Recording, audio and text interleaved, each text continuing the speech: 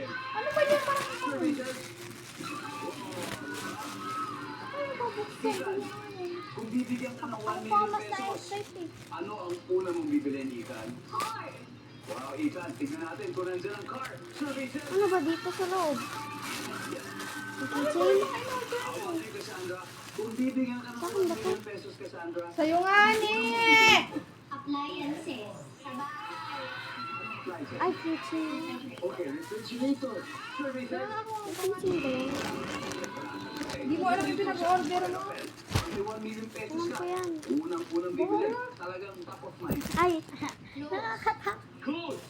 Ano ko to? Standby to deal. Sahara, kung bibigyan ka ng 1 Ano mo million yung kalat mo, lagot ka kay ano mama. mong bibili? Sapatos. Sapatos! Yeah. Gusto mo bang mawala ka ng sapatos? Yes. Hindi.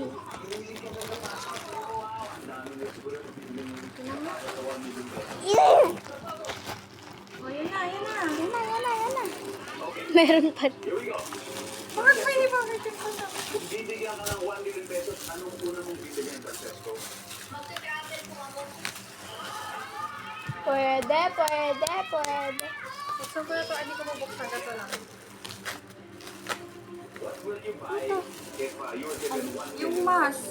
Luxury bag. A brand, a luxury bag. Kinabuksan ko ba? Oo nga. Bakit luxury bag siya na napili? Ang kayo? Oo. Nido! Pwede ko. Oo, niligado sa mami mo. Totoo. No. Sa plastic pa. Ilang cellphone ang bibili sa 1 million pesos?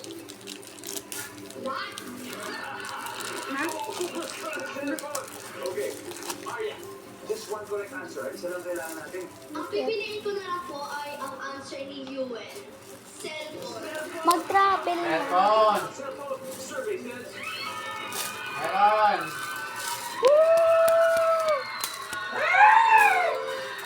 Galing. Let's see kung ano Para mo yung ka namin daw. number 6, please. Uy, tumikit be. Alisin mo. Magkakabuo agad ko.